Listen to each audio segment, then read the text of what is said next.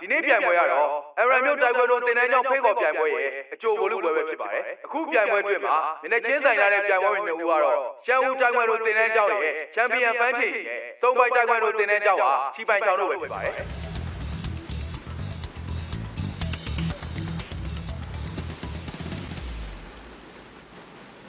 အဲ့ဒီစတော်ဘယ်ရီခေါင်းစည်းကျိုးอ่ะဘယ်လိုလုပ်ပြီးတော့နင့်ခေါင်းပေါ်ရောက်နေရလဲ ဒါကိုပြောရလားဒီကောင်းစီကျိုးကအကိုချွေးကငါ့ကိုပေးထားတာ အဲ့ဒါငါဟာငါခေါင်းစည်းကျိုးဟဲ့အသိမြေစမယ်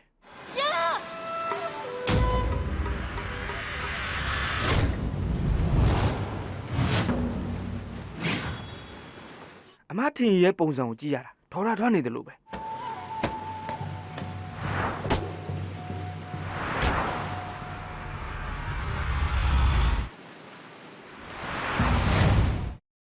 班长有啥嘞？班长，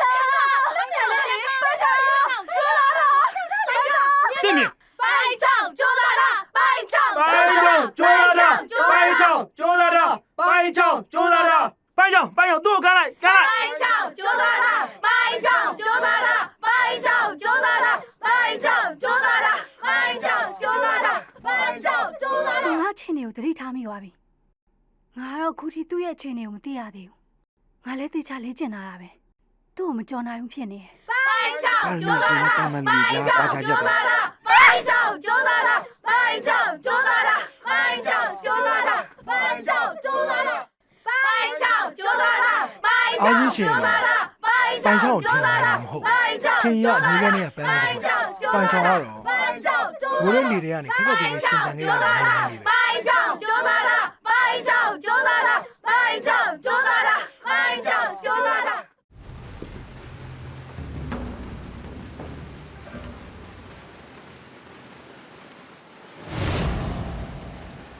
အခုအချိန်ကနေစပြီးတော့ငါနင်းနဲ့သေချာရှင်းပြိုင်တော့မယ်ကိုဂယူးဆိုင်လိုက်တော့一、二、三、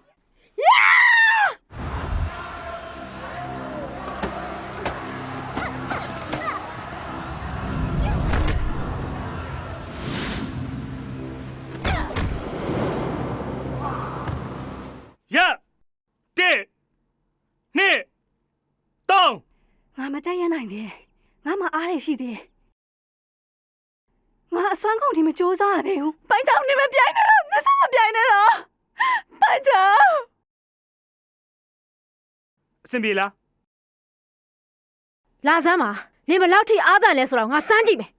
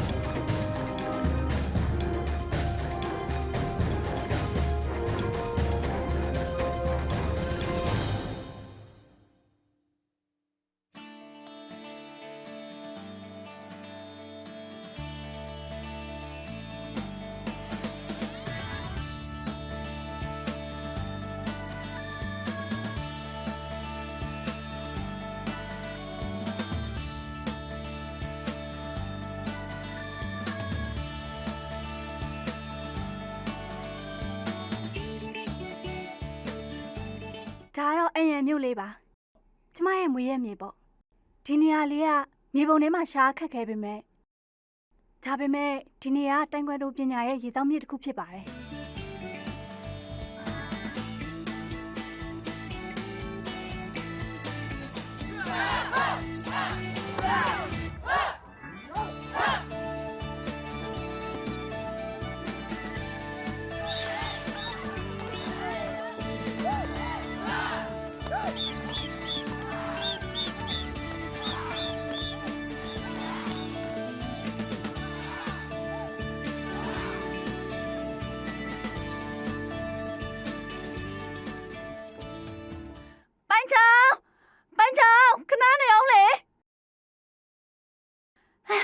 ပိုင်ချောင်းငါနဲ့အားစားခန်းမအောင်ခဏလိုက်ခဲ့ခဏနေတိုက်ကွန်ဒိုပြိုင်ပွဲရဲ့ဘောလုံးပွဲကစတော့မှာဒီနေ့ရှင်ပြိုင်မှာကလေ Iron Star ရဲ့ Fantin House तू ကတော့ဒီနေ့နိုင်သွားနိုင်တယ်လာငါတို့နေရာမရပဲနေလိမ့်မယ်ငါမလိုက်တော့ဘူးနေမဲသွားတော့ငါအလောက်သွားလို့ရအောင်မယ်အခုတလောဆရာကလည်းကျမရေနည်းနည်းချူကြလာတယ်ငါစိတ်ဖို့ပို့ရှာမှဖြစ်မှာဟာလုံးပြပြီနင်းဆရာကိစ္စကြီးပဲ तू ကနင့်ဖေရင်မမဟုတ်တာသူ့မှလည်းတမီးရှိရပဲဦးထားလိုက်ပါတော့ဟာနင်နောက်ကျနေအောင်မယ်ဒါပဲနော်ငါလည်းသွားလိုက်အောင်မယ်ဟာနင်ကလည်းပြောပြရနဲ့သွားတာပဲလားပန်းချောင်းဖြည်းဖြည်းတဲ့နော် တိုင်ဝမ်လိုငန်းပြိုင်ပွဲကိုကိုရီးယားနိုင်ငံတိုးကျိုမှာကျင်းပပါမယ်ဖြစ်ပါတယ်။ရုပ်နိုင်ငံလက်ရွေးရှင်ဗတ်ချင်အောင်နဲ့ကိုရီးယားနိုင်ငံရဲ့လက်ရွေးရှင်မေဆန်အောင်တို့ပဲဖြစ်ပါတယ်။က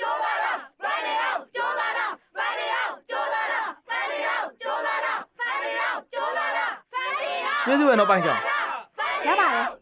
ကြည်စမ်းပါဦးနေရာလဲလှုပ်ချလိုက်ပြန်ပြီအဲ့ဒီ TV ကိုပဲခိုးကြည့်နေတာပဲယောက်ျားလေးဖြစ်ပြီးတော့မိန်းကလေးတယောက်လောက်တော့အားကိုးကျင်စရာမရှိဘူးနေရာလေအမြဲတမ်းရေသားခိုးရပါတယ်တိုက်ကွန်တို့ပြန်ပွဲကအရင်မျိုးသားတွေအတွက်အရေးကြီးတယ်လေဒီတိုင်းကစိတ်ဝင်စားကြတာပေါ့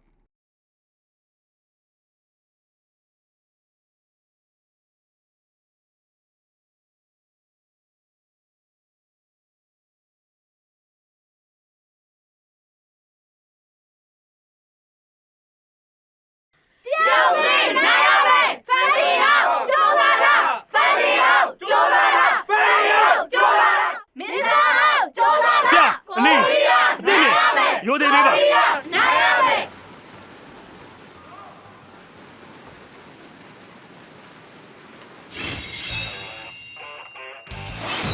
အသင်ပြေမယ် ရ စတော့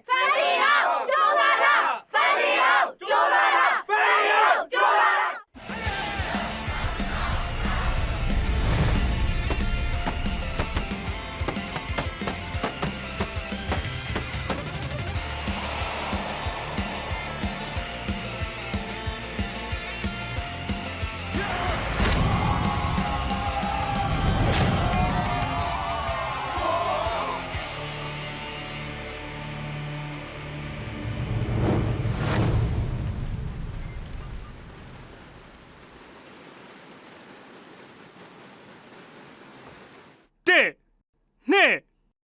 3 4 5 6 9 10 9 10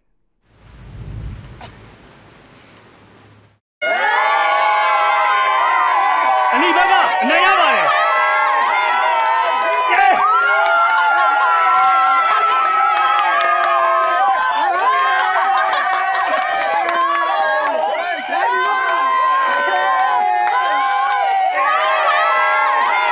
ချန်ပီယံဆုကို2နှစ်ဆက်တိုက်ရရှိထားတဲ့ကိုရီးယားလက်ရွေးစင်မင်းဆန်ဟောက်ဟာဘောလုံးပွဲမှာတရုတ်နိုင်ငံအရန်လက်ရွေးစင်ဖန်းထင်အောင်ရှုံးနိမ့်ခဲ့ပါတယ်။အရန်မျိုးဟာတိုက်ကွမ်တို့ရဲ့ရေတောက်မြစ်ဖြစ်ပေမဲ့အရန်မျိုးသားတွေကချန်ပီယံဆုကိုမရရှိခဲ့တာ10နှစ်ကျော်ခဲ့ပြီဖြစ်ပါတယ်။ဒီနေ့မှာတော့သူတို့အရန်မျိုးကချန်ပီယံဖြစ်သွားပါပြီ။ဆရာဖန်းထင်အောင်ဒီနေ့မှာအရန်မျိုးသားတွေကိုစားကမ္ဘာချန်ပီယံဆုကိုရယူနိုင်ခဲ့ပါပြီ။ နောက်ထပ်ရွေချက်ကဘယ်ပြိုင်ပွဲရဲ့ချန်ပီယံဆုများလဲမသိဘူး ချန်ပီယံတကယ်တော့ကျွန်တော်တို့ကဘာပဲချန်ပီယံဖြစ်ဖြစ်ကျွန်တော်တို့ရေးမကြည့်ပါဘူးကျွန်တော်ခုလူတယောက်နိုင်ရခြင်းတယ်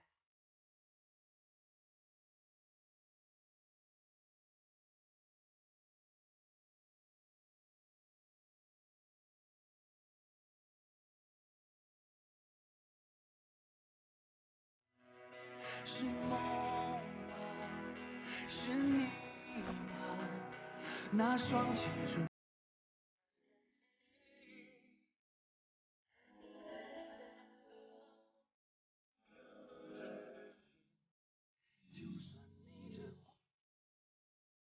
ဒီနေ့ပြိုင်ပွဲရလဒ်ကိုအတီးယူလို့မရပါဘူး။ဘာဖြစ်လို့လဲဆိုတော့ခုနကဘောလုံးပွဲမှာအနိုင်ရသွားတဲ့သူကစိတ်ချဆင်းရဲသုံးထားတယ်လို့ကျမသံတရားရှိတယ်။ဒီမှာရှင်တို့အရန်မြို့သားတွေကလွန်ခဲ့တဲ့10နှစ်တုန်းကလိုပဲစိတ်ချဆေးတွေတောက်ထားပြပြီမဟုတ်လား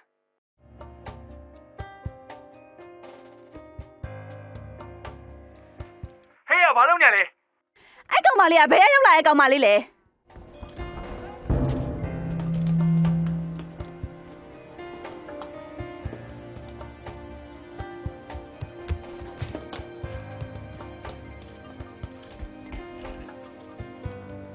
မင်းကျူးပြဿနာမချနဲ့လေ ဘာလဲအဖေကမေ့သွားပြီလားလွန်ခဲ့တဲ့10နှစ်တုန်းကရှီရှန်နန်ကစိတ်ချဆေးတွေတုံးပြီးတော့အဖေစီကချန်ပီယံဆုကိုလူသွားတာလေအဖေခြေထောက်တော့ဒဏ်ရာရသွားတယ်လေ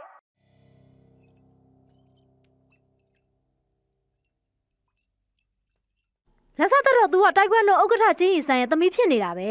လူငယ်တဲ့10နှစ်ကကိစ္စနဲ့ဘာဆိုင်လို့လဲအောက်ကိုဆင်းလာခဲ့ ဘာဖြစ်လို့မဆိုင်ရမှာလဲရှင်တို့အရန်မြို့သားတွေကနှစ်တွေဒီလောက်ကြာတဲ့အထိချန်ပီယံအခုချိန်ထိတရားမှမထွက်ခဲ့ဘူးလေဘာလဲရှင်တို့ကညင်းညင်းသေးလို့လားဒီပြိုင်ပွဲမှာလေကြည့်လိုက်အောင်တစ်ချက်လေးချရအောင်နဲ့အနိုင်ယူသွားတယ်အဲ့ဒါကြောင့်သူ့ရဲ့ကျမ်းမာရေးအခြေအနေကိုနောက်တစ်ခါထပ်ပြီးတော့စစ်ဆေးခြင်းပါတယ်လွန်ခဲ့တဲ့10နှစ်ကလို့ထပ်မဖြစ်အောင်လို့အကြံပေးတာပါပြိုင်ပွဲတစ်ခုမှမျှတမှုရှိတာကိုပဲလိုချင်တာပါ မင်းတို့ရဲ့လက်ရွေးစရန်ချန်ပီယံဆုကိုမရတဲ့အတွက်မင်းတို့ရဲ့ခန္ဓာချက်ကိုလည်းငါနားလဲပါတယ်ဒါပေမဲ့လွန်ခဲ့တဲ့10နှစ်ကကိစ္စကိုပြန်လည်ပြောဆိုနေတာကတော့ပြိုင်ပွဲဝင်ရဲ့ကိုယ်ပိုင်အရေးချင်းကိုမလေးစားတာကြပါတယ်ဒါကတိုင်ကွန်တို့အပေါ်မှာမင်းတို့နားရထားတဲ့သဘောတရားလားဒီလိုမျိုးချန်ပီယံဆုကိုတော့မလိုချင်တော့ပါဘူး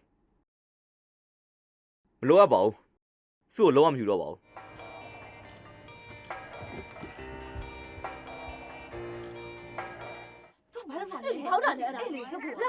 ကြည့်စားသမီးကတော်တော်မလဲရပဲ ဟုတ်တယ်ငါတို့အိုပါအရန်ကိုတော်တယ်ဒီဖလားစုကြီးကိုလည်းမလိုချင်တော့ပါဘူး ဟုတ်တယ်ရှီချန်နန်းလာပြန်ပြီတခါလာလဲဒီကိစ္စကြီးပဲငါတို့ချန်ပီယံဆုမရတာ10နှစ်တော့ကြာနေပြီလေအခုရပြန်တော့လဲဟိုတော့ကိစ္စနဲ့ပတ်သက်ပြီးတော့ထပ်ပြီးတော့ပြောခံရတယ်ပြီးကိုမပြီးနိုင်တော့ဘူး အဲ့ရှူရှန်နန်ကိုအရန်မုန်းတာပဲသူ့ကြောင့်ငါတို့အန်ရံမျိုးကအဆက်ရနေတာ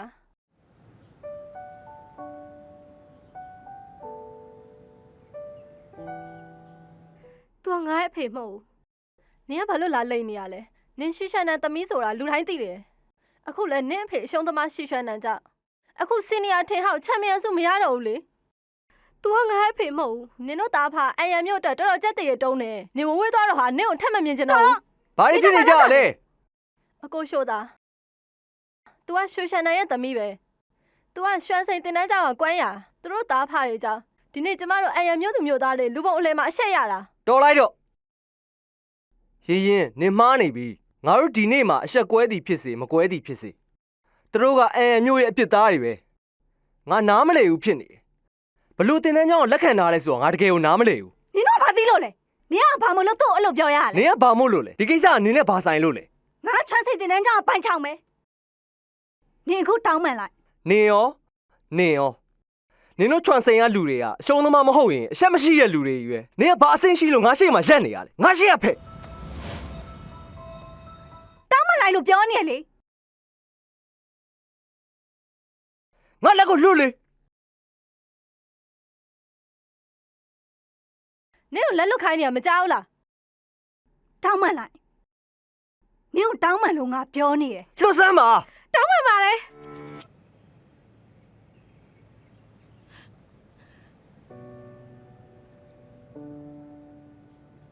ဒါငါရဲ့အမှားပါငါအရှုံးသမားတစ်ယောက်ရဲ့သမီးပါ အဲ့ အတွက်အားလုံးတောင်းပန်ပါတယ်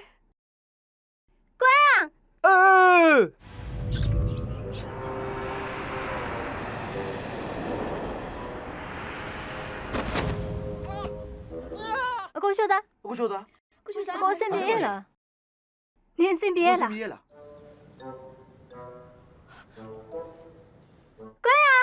ဟာဟေး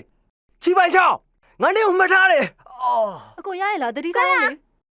ကွဲရခဏနေပါဦး ပြောပြီးပြီလေငါရွှေရွှေနဲ့သမီးမဟုတ်ဘူးလို့ငါဘာလို့လိုက်ခေါ်နေရလဲ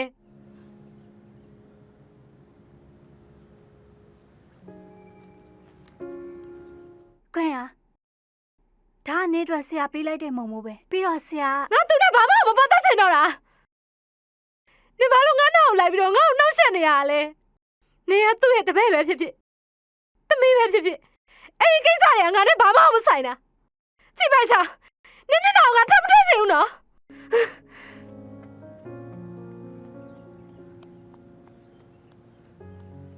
ဒီလိုမျိုးချန်ပီယံဆုကိုတော့မလိုချင်တော့ပါဘူးမလိုအပ်ပါဘူးဆုကိုလုံးဝမယူတော့ပါဘူး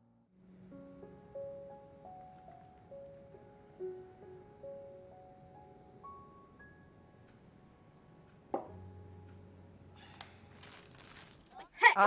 လာတော့ပြန်ချင်းပေးနေချင်းပေါ့ဘာလို့အတင်းကုန်နေရလဲလွတ်ပြလို့ဘာပြန်ချင်းပေးဘူးဘာလို့တော့တင်းကုန်နေရလဲအမေလွတ်ပြလို့ဘာပြန်ချင်းပေးဘူးဘယ်လိုပြစ်နေရလဲ မင်းကနေလိုက်ခဲ့ဒီတင်တဲ့ရောက်တက်လို့မင်းဘာအကျိုးမှရှိမှာမဟုတ်ဘူးမင်းခုချိန်အိမ်လိုက်ခဲ့ ရှီရှန်နေဆိုအဲ့လိုပဲအဲ့လိုဘယ်နဲ့ပြစ်သွားရောပြစ် ဟုတ်တယ်ပြစ်လိုက်က ဲပါ တော်လိုက်လားသွားမယ်လား သွားမလားတော့အိမ်ပြန်မလားဟာတော် လာပါတော် မင်းတို့တော်လို့ပြောနေ ဘာဖြစ်နေကြလဲ ရှီရှန်နေဆိုအဲ့လိုပဲသူကြောက်ဖန်တရားဆူပလားမရတာသူခဲနဲ့ပြစ်ကွာပြစ်အဲ့လိုလုံးဝရှင်းလို့မရဘူးပြစ်ကွာလာကားလူကြီးသွား ကဲတော်ပြီတော်ကြတော့လာအိမ်ကိုပြန်မယ် ဘာဖြစ်နေကြလဲတော်လို့ပြောနေလေ တော်ပါပြီတော်လို့ဆိုလည်းဘယ်လိုဖြစ်နေကြလဲ ဖြစ်နေကြကဲလာမချင်းလို့လည်းလာចောင်းစားကြီးလုံးအောင်ပါလာသွားမယ် ဆရာဘာဖြစ်သွားသေးလဲ ဘာဖြစ်ပါဦး ဆရာသူတို့ပြောတာတွေကိုခေါင်းထဲထည့်မနေနဲ့အဲ့ဒီဖန်းထင်အောင်ကိစ္စကဆရာနဲ့ဘာဆိုင်လို့လဲ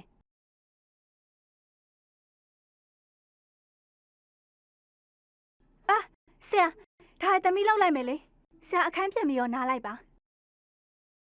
အဲ့ဒီမှန်နေရလက်ကိုမရှာစေနဲ့အောင်နော်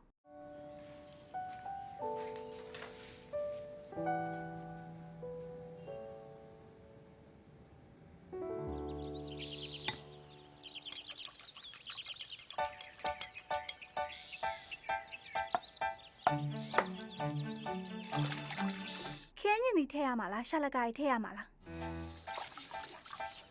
ဟမ်ငါရင်ချက်တာပဲကောင်းတယ်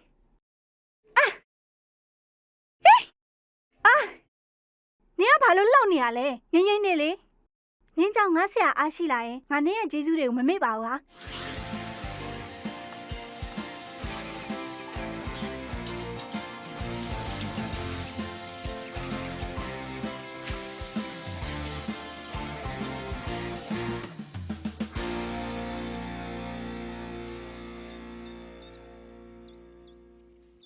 ဆရာချင်းနေဘလို့လဲ ပုံစံကတော့ကြည့်ရတာမစိုးပါဘူးဒါပါလေ အဲ့ဒါကြိမ်ငါသည်လေ ဒါဆိုရင်တော့ချိုးဝင်မထင်ဘူးဟောဒါနဲ့ပိုင်ချောင်း ရှင် မိတိနဲ့ငါဟင်းရချက်ထားပြီးပြီလေ အင်း အဲ့ဒါဘာဖြစ်လို့ခရမ်းကျင်သီးကိုကြက်ဦးနဲ့ဟင်းရချက်ရတာလဲ အဲ့ဒါခဲညင်ဒီကျက်ဥကျော်ပါ အဲ့ဒါကြော်ထားတာဆရာမကြီးလိုက်ပါမယ် စားလို့ကောင်းလား ကောင်းပါရဲ့မင်းစားကြည့်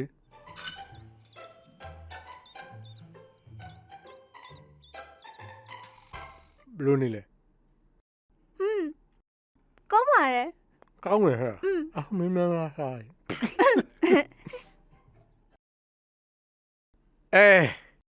ပိုင်ချောင်းမင်းဆရာတခုပြောမယ်ဆရာအသက်ကြီးနေပြီဒီလောက်ငံတာတွေစားလို့မရတော့ဘူးမင်းကငယ်သေးတယ်အဲ့တော့မင်းမများများစား ရပါတယ်ဆရာပဲများများစားပါ စားနဲ့ခြုံမို့မှားများထည့်တာ ငံလို့လား တော်တော်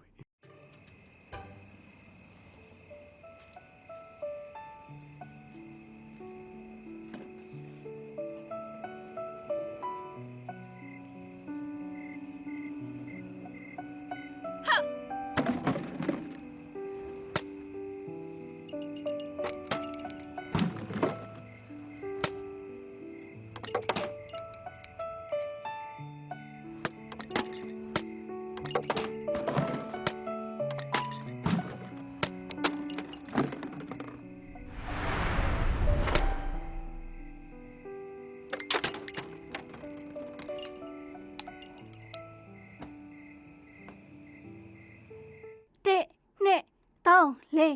နှစ်နှစ်3 4လှည့်မယ်အေး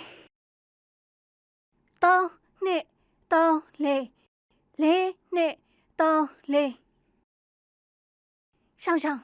ဆရာကအရင်ကတည်းကဒီနေ့ထမင်းအများကြီးပို့စားတယ်ငါချက်တဲ့ငါရင်ကအရင်ကောင်းလို့ဖြစ်ရမယ်ဟုတ်တယ်မလားရှောင်းငါတို့နောက်ဆိုရင်အစားအများကြီးစားပြီးတော့ခန္ဓာကိုကြက်ခံအောင်လုပ်ရမယ်တခြားကောင်မလေးလိုဝိတ်ချဖို့ပဲငါတို့တွေးနေလို့မဖြစ်ဘူးအဲ့ဒါမှငါတို့လည်းဆရာလိုတိုင်ဝမ်တို့ပညာရှင်စစ်ဖြစ်လာမှာ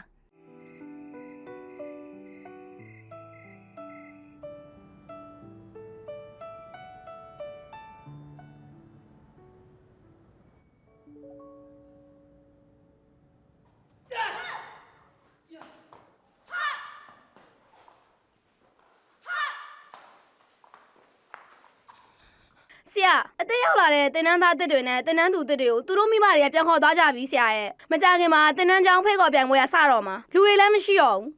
အဲ့ဒီလူတွေငါလေးလာပြီးပါပြီရေချင်းကလည်းတာမှန်ပဲဆရာ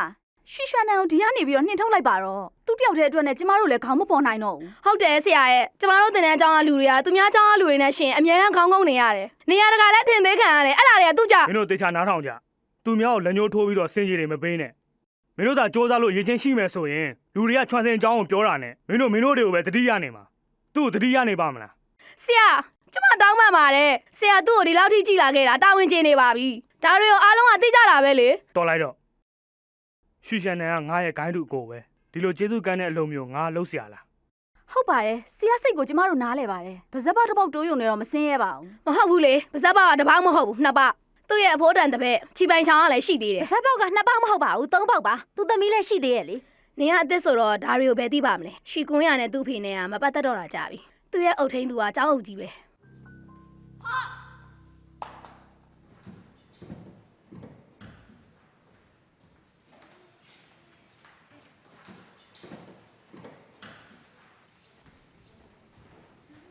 မမတင်နန်းသားဝတ်စုံတွေကိုဒီမှာပဲပြစ်ထားခဲ့ရင်ရှော်မဲ့လူရောရှိလို့လားထားလိုက်စမ်းပါ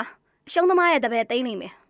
ဘာလဲချိပိုင်ချအောင်ပြောရလားအဲ့ဆို तू ကဒီမှာအတူတူဘာလို့မလေးကျင်တာလဲ तू ကအဲ့လောက်လည်းအဆင်မရှိဘူးလေ तू ကတင်တန်းကျောင်းမှာနေပြီးတော့အလကားကတ်စားနေတာနေတိုင်းသူ့ဆီယနာကိုလိုက်ပြီးတော့တောက်တုံမရရေလောရတာပေါ့ဟာဟုတ်တယ်နော်ကွမ်းရလာငါတို့ရင်သွားတော့မယ်ကွမ်းရ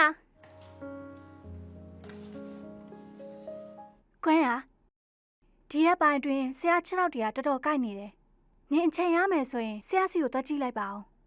သူနဲ့ငါနဲ့ဘာဆိုင်လို့လဲနင်ဘယ်ချိန်ဒီဆရာကိုပြစ်တင်နေအောင်မလဲဘာပဲဖြစ်နင်ကသူ့ရဲ့သမီးလေနင်ဘာမှလာပြောနေစရာမလိုဘူးဟိုရင်တော့ဒါချန်ပီယံတယောက်ကို तू မလိမ်ခဲ့ဘူးဆိုလို့ရှိရင်ငါအမေလည်းသိမှာမဟုတ်ဘူး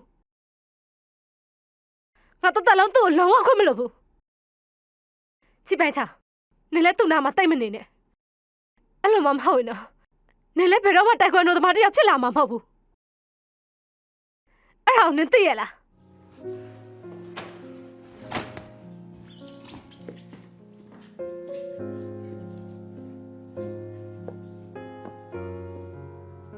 ခွင့်ရတကယ်တော့နင်နဲ့ငါနဲ့အတူတူပါပဲငါလည်းတိုင်ခွန်းတို့တင်တန်းသားစစ်တယောက်ဖြစ်ချင်နေတာပါဒါပေမဲ့ဟာအဲ့ဒါတွေကဆရာနဲ့ရှင်လိုက်မယ်ဆိုရင်ဘာမှအရေးမကြီးတော့ပါဘူး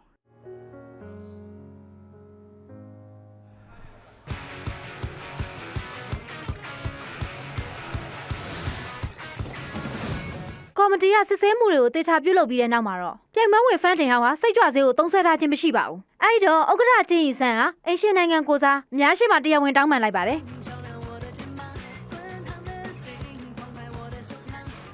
ဖြစ်ခဲ့တဲ့ကိစ္စတွေအတွက်အားနာပါတယ်ရပါတယ်ကိစ္စမရှိပါဘူးမင်းကတကယ်အရေးချင်းရှိတာပါကျေးဇူးတင်ပါတယ်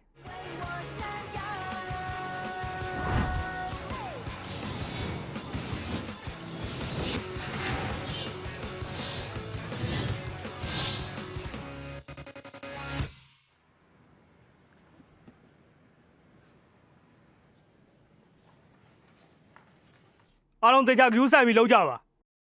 မင်းတို့ကချွမ်းစိန်တင်တန်းကျောင်းရဲ့ကိုစားပြုတွေဖြစ်နေလို့ပဲနားလဲလားနားလဲလားလို့မင်းနေနားလဲဒီနေ့ကတင်တန်းကျောင်းဖိတ်ခေါ်ပြိုင်ပွဲဖွင့်ပွဲကျင်းပမှာထင်တယ်မြတ်လို့ အထက်မှာဘာလဲမသိဘူးဗျာလေးလိုက်တာ ဟာဖြည်းဖြည်းလုပ်ပါဟာအဲ့ထဲမှာငါ့ရဲ့လှုပ်ဝက်လက်လက်တွေပါတယ်ခဏနေငါဒါကိုအောက်ကိုရတော့မှာ ကျောင်းကြီးကျမတို့တင်တန်းကျောင်းမှာလူနည်းနည်းပဲရှိရလေရှန်ဦးနဲ့စုံပိုင်တို့ကလူအင်အား100ကျော်တယ်လို့ကြားရတယ်ကျမတို့ဘလို့မှရှင်းနိုင်မှာမဟုတ်ဘူးဟုတ်တယ်ဆရာလူနည်းနည်းလောက်ထပ်ရှာပြီးတော့အင်အားပြရင်မကောင်းဘူးလားတော့ဘိုင်းချောင်းဒီလိုလောင်း ဟုတ်ကဲ့ကျောင်းကြီး မင်းကိုခွင့်ရတစ်ခုပေးမယ်ချောစင်တင်တန်းကျောင်းနဲ့အတူပွဲတက်ဖို့အတွက်ဘူးသူရရတာပေါ့ အဲ့ဒါဆိုရင်သမီးကတင်တန်းဝတ်ဆောင်ဝေးရမှာလား တင်တန်းဝတ်ဆောင်ဝတ်ဖို့အတွက်နင့်မှာအဆင့်ရှိလို့လားအေးလေဟဲ့ တော့ကြတော့မစူးကြနဲ့ဘိုင်းချောင်းမင်းကအားတန်နေဆိုတော့ဒီနှစ်ခုကိုသေးခဲ့ငါတို့အတူသွားမယ်သွားမယ်ကျေးဇူးတင်ပါတယ်တော့မ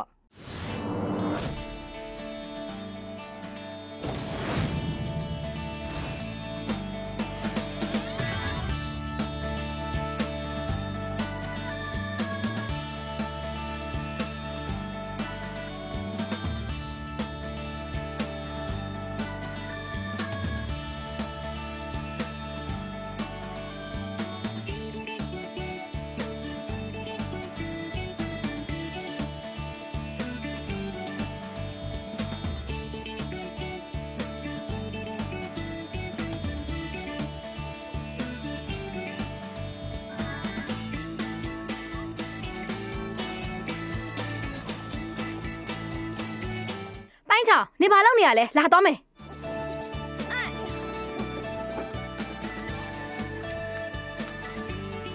ဘိုင်းချောင်းဒီလိုလောင်းပစ္စည်းတွေကိုဒီမှာချပြီးတော့ပွဲတဲ့ကိုရှောက်ကြည့်လိုက်အောင်လေ ဟုတ်ကဲ့ပါကျောင်းကြီး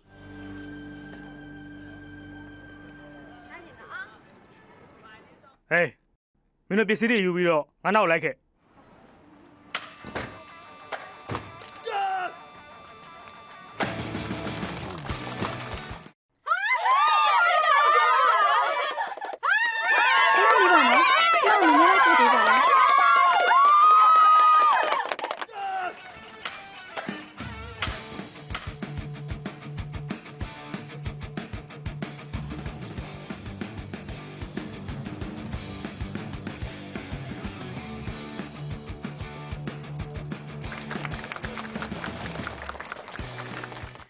ပိုင်းချောင်းနင်ကဒီဘလို့ရောက်နေရလဲ ငါ့ကိုကျောင်းကြီးကျန်ခေါ်လာခဲ့တာဖွင့်မွဲကဒီလောက်ထိစီမယ်လို့တောင်မထင်ဘူး နင်ကလည်းစီရမှာပေါ့တိုက်ခွန်းတို့ဆိုတာအန်ရဲ့ဝင်းကျင်ပဲလေတင်တန်းကျောင်းဖိတ်ခေါ်ပြိုင်ပွဲကအန်ရတစ်မျိုးလုံးမှာအကြီးကျယ်ဆုံးပြိုင်ပွဲပဲနှစ်တိုင်းဒီလိုပွဲမျိုးမှာတင်တန်းကျောင်းတွေကထူးချွန်တဲ့ကျောင်းသားတွေကိုရွေးချယ်ကြတယ်အဲ့ဒါကြောင့်အန်စီရပေါ့ဟာဒါနဲ့နင်တို့တင်တန်းကျောင်းနဲ့တူပထမဆုံးဒီပွဲကိုတက်ဖူးတာပေါ့ဒါဆိုရင်နေလဲဒီနေ့တင်တန်းကျောင်းဖိတ်ခေါ်ပွဲမှာပါဝင်လို့ရပြီပေါ့ကောင်းလိုက်တာပိုင်းချောင်းကအရန်ကြောက်တာပဲ အဲ့လိုလည်းမဟုတ်ပါဘူးဟာဘာဟုတုဒရအောင်လို့ကျောင်းကြီးကငါ့ကိုခေါ်လာခဲ့တာငါတင်တန်းဝတ်ဆောင်ဝယ်ဖို့တောင်အစ်စ်မမိသေးဘူးထားလိုက်ပါဘာပဲဖြစ်ဖြစ်နင်နောက်ဆုံးတော့နင်းဆရာခန်းထဲကထွက်လာနိုင်ပြီလေဟဲ့ညကြီးပြန်ကြည့်အဲ့ငါ့မင်းသားလေးကိုရောပိုင်လေအကိုရောပိုင်ကွာ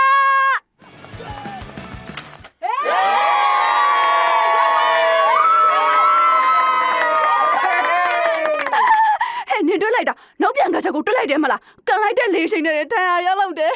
ကိုရောပါရဲ့အဲ့လောက်ကြီးမချိုးပါနဲ့လားဒီလောက်ချိုးနေမှာတော့ကိုယ့်ရဲ့ရင်ထဲကိုခုန်လုံးကျလာပြီ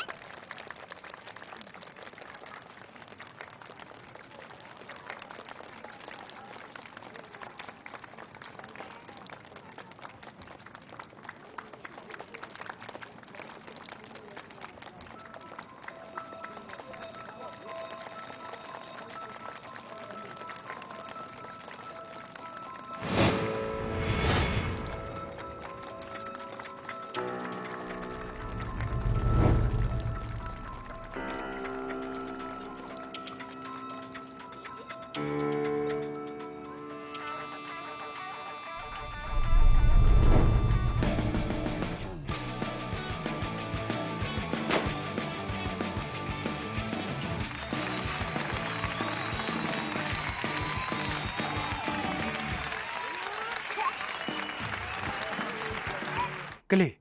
ဘာဖြစ်သွားသေးလဲ တာဘာဖြစ်ပါဦး တားလေးဘာဖြစ်သွားသေးလဲကျေးဇူးပဲနော် အရင်မိုက်တယ်ဗျာ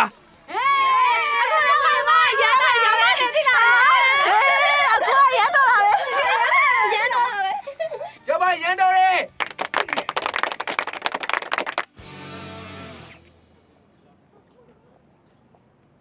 လို့ဖြစ်ပြီးကြိုးရလဲဘလို့ဖြစ်ပြီးကြိုးရလဲလို့ အဲ့ဒါပိုင်းချောင်လောက်တာခုနကသူတေချာမတယ်လို့ဖြစ်မှာပေါ့ ပြန်ဆက်လိုက်မျက်လုံးလေဘာလို့နေကြရလဲ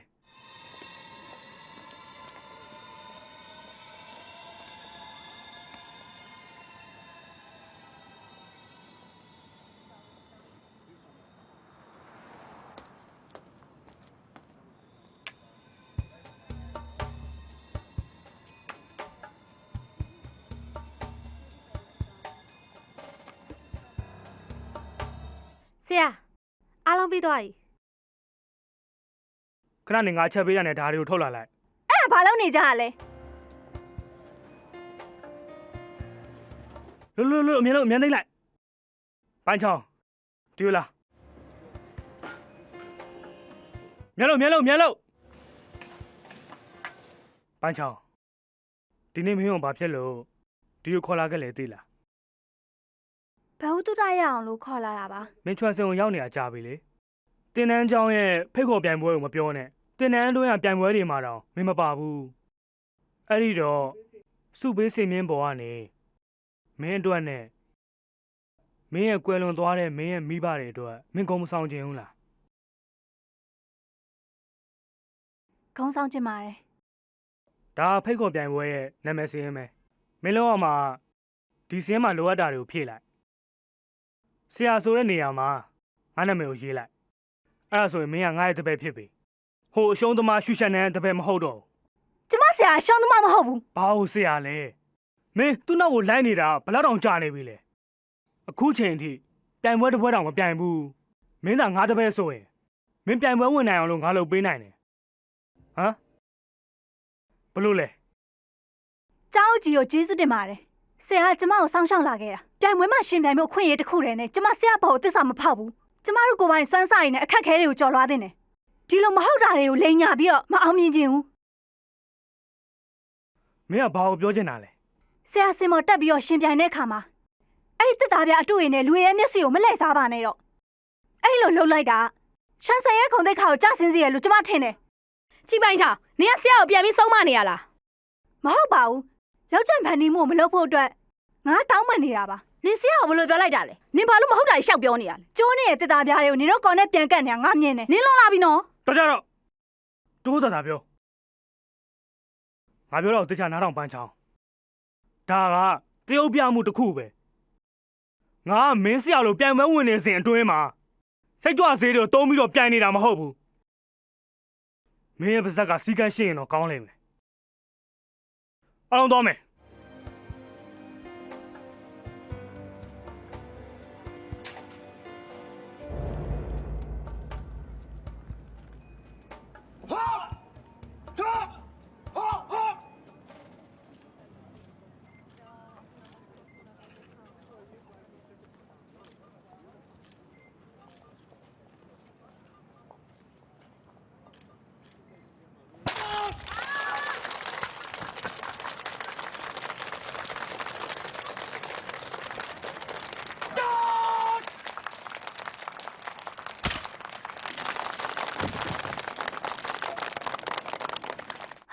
ကျောင်းကြီးကျန်ကအရန်တော်တာပဲသူကြည့်ရတာဒီနေ့တော်တော်ဒေါသထွက်နေတဲ့ပုံပဲ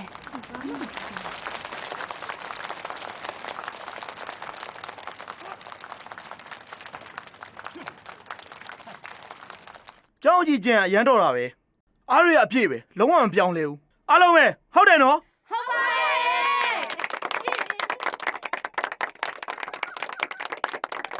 ငါတို့ချွန်စိန်တင်တန်းကျောင်းရဲ့ခံယူချက်ကတော့ခန္ဓာကိုယ်ရဲ့အားကိုတနေရာထဲမှာစူးစီးပြီးတော့အသုံးချတာပဲဖြစ်ပါတယ်အားပေးတဲ့အတွက်ကျေးဇူးတင်ပါတယ် ခဏနေပါဦးချွန်စိန်တင်တန်းကျောင်းကတော့အရင်တော့အတိုင်းပါပဲအရင်တော့ဟာတိုက်ကွမ်တို့လောကရဲ့အရှုံးသမားရှူရှန်နန်ကိုမွေးထုတ်ပေးပြီးတော့အရန်မျိုးကိုအရှက်ရစေခဲ့တယ်ဒီနေ့မှာကျန်းရွက်ဟန်ကလည်းချွန်စိန်ရဲ့ကျောင်းအုပ်တစ်ယောက်ဖြစ်ပြီးတော့ဒီလိုနေကင်းကြောင်တော်ကြီးမှာတော့တစ်သားပြအတုတွေနဲ့လူတွေကိုလိန်ညာပြီးတော့နာမည်ကောင်းယူနေတယ်ခုနကမြင်လိုက်ကြရတဲ့အရန်ထူတဲ့တစ်သားပြတွေဟာကော်နဲ့ပြန်ခံထားတဲ့ဟာတွေပဲတိုက်ကွမ်တို့အခုမှစတင်တဲ့လူတော့တစ်ချက်တည်းကန်ုံနဲ့ကျိုးနိုင်တယ် မရှောက်မပြောနဲ့ ဒီမှာတက်တွေရှိတယ်ကျောင်းအုပ်ကြီးကျန်းဟာဒီကိစ္စမှာကြိုတင်ကြံစီပြီးတော့လိန်ခဲ့တဲ့တက်တွေရှိတယ် အခုဘာညင်းရင်သေးလဲ အဲ့ဒီတက်တာပြတွေ့ရင်လူရဲမျက်စိကိုမလဲစားပါနဲ့ရောအဲ့လိုလုပ်လိုက်ကချမ်းဆန်ရဲ့ခုံတဲ့ခါကိုကြားစင်းစီရလို့ကျွန်မထင်တယ်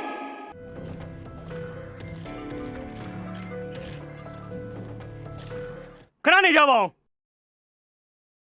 ဒီထဲမှာပါတဲ့ main ကလေးကငါတို့ချွန်စင်တင်တန်းကြောင်းမဟုတ်ပါဘူးအဲ့ဒါမင်းမဲဒါတွေကအမှန်တည်းမဟုတ်ဘူးဆိုတာကိုအားလုံးပြောပြလိုက်ပါ ပြောလိုက်လေနင်တက်တယ်ပြလိုက်လေဟာ ပြောလေပြောလေ ပြောလိုက်လေမြန်ပြောလေ ပြောလိုက်လေ ဒီမှာကြည့်လိုက်တစ်သားပြားပေါ်မှာကတ်ထားတဲ့ကော်ကြီးတွေ့နေရတွေ့လား ချွဲစင်တင်တန်းကျောင်းကလူတွေကအားလုံးကအဆင်မရှိတဲ့လူတွေကြီးပဲဒီလိုတင်တန်းကျောင်းမျိုးဟာတမျိုးလုံးပေါင်ဝင်စနေနေကြတဲ့တင်တန်းကျောင်းဖိတ်ခေါ်ပြန်ကဘယ်လိုလုပ်ပြီးပေါင်ခွင့်ရရတာလဲ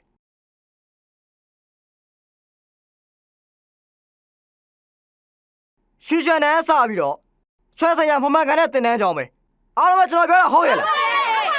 ချမ်းစိတ်လေးနဲ့ချမ်းစိတ်လေးနဲ့ချမ်းစိတ်လေးနဲ့ချမ်းစိတ်လေးနဲ့ချမ်းစိတ်လေးနဲ့ချမ်းစိတ်လေးနဲ့ချမ်းစိတ်လေးနဲ့ချမ်းစိတ်လေးနဲ့ချမ်းစိတ်လေးနဲ့ချမ်းစိတ်လေးနဲ့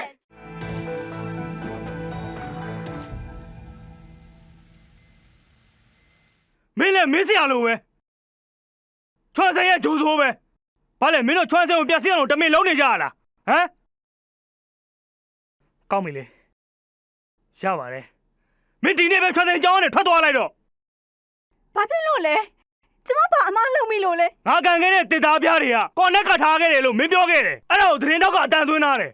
ငါမင်းကိုတက်သေးပြပေးဖို့ပြောခဲ့တော့ကမင်းဘာမှဝင်မပြောခဲ့ဘူးချွန်စင်တင်တန်းကြောင်းရဲ့တိတ်ကမင်းကြောင့်အားလုံးကျဆင်းသွားပြီအဲ့ဒါကိုဘာမှမလုပ်ခဲ့ဘူးဟဲ့လား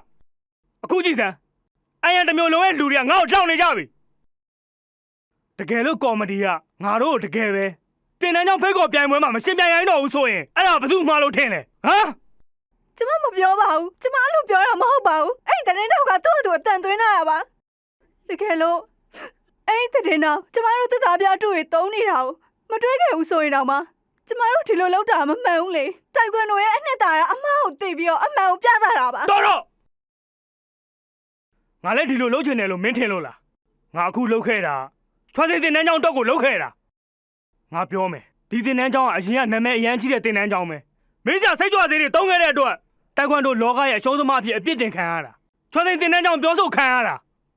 ခေါင်းတော့မဖော်နိုင်ဘူးဆိုတာကိုမင်းတို့သိလားရှိသမျှလူတွေကလည်းထွက်သွားကြပြီနောက်တော့ဒီတင်တန်းကြောင်းငါတောင်းဝင်ယူခဲ့ရတယ်နှစ်တိုင်းဝင်ပြိုင်တယ်နှစ်တိုင်းလည်းရှုံးတယ်လူတွေကလှောင်ပြောင်ကြတယ်အထင်သေးလဲခံရတယ်ငါရင်ထဲမှာပျော်နေရလို့မင်းထင်လို့လားငါလည်းမှန်မှန်ကန်ကန်နဲ့ပြိုင်ချင်တာပေါ့ဒါပေမဲ့ကံကြမ္မာအခွင့်အရေးပေးလို့လားချွတ်စင်တင်တန်းကြောင်းဟာအခုဆက်လက်ပြီးရက်တီလို့မရတော့ဘူးဒီမှာပိုင်းချောင်းမင်းငါပြောမယ်မင်းဆရာကိုငါမောင်းမထုတ်ဘူးဒါပေမဲ့မင်းကတော့ထွက်သွားလိမ့်မယ်အခုချက်ချင်းထွက်သွားမတော်ဘူးကျမမတော်နိုင်ဘူးကျမဘယ်မှမတော်နိုင်ဘူးကျမမားရမှာမဟုတ်တာရှမ်းစံတင်တဲ့ကြောင့်အရန်ခက်ခဲနေတယ်ဆိုတာကျမသိပါရဲ့ဒါပေမဲ့ဘလို့ရည်ရွယ်ချက်နဲ့ပဲဖြစ်ဖြစ်အခုလိုလောက်တာမှန်တယ်လို့ကျမမထင်ဘူးဘလို့ခက်ခဲနဲ့ရေးဆိုင်ရပါစေကျမတို့လာစူးစမ်းအားထုတ်မယ်ဆိုရင်ဒီကိစ္စရကြော်လွှားနိုင်မှာပါကျောင်းကြီးကျမတင်တဲ့ကြောင့်တော့အလုပ်ပို့လို့ဆိုရင်လုပ်ပါမယ်ဒါပေမဲ့ကျမကိုခွင့်လို့ပြီးတော့တင်တဲ့ကြောင့်ဖိတ်ခေါ်ပြိုင်ပွဲမှာပါဝင်ခွင့်ပေးဖို့အဲ့ဒီတဲ့နောက်တွေအားလုံးကျမဆရာကိုစားတော်တောင်းမှပါမယ်ပိုင်းချောင်း